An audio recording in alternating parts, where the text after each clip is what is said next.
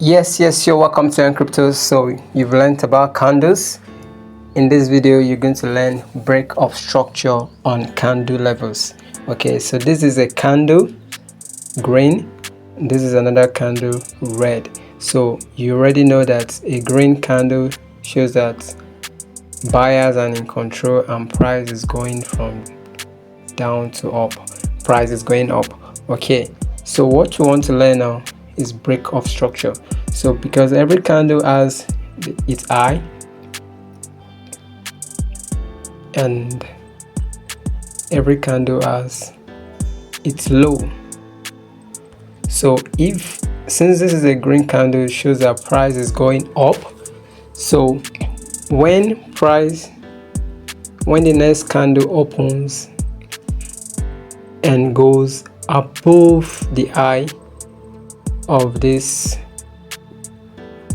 buyer's candle, then you can say you have a break of structure. Can you see? This is the high of the candle and the next candle breaks above it. Now sometimes it may not happen on the very next candle. There might be some candles in between, so this could be like this. So the next candle might not really break it. It might be like this. It might even be red. So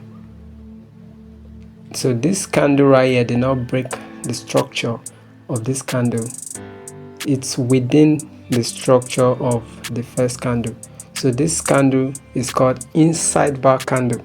So but if you check the next candle, it went above the high of this candle, so it broke out of that structure created by the first candle. So that's why it's called break of structure, BOS for short.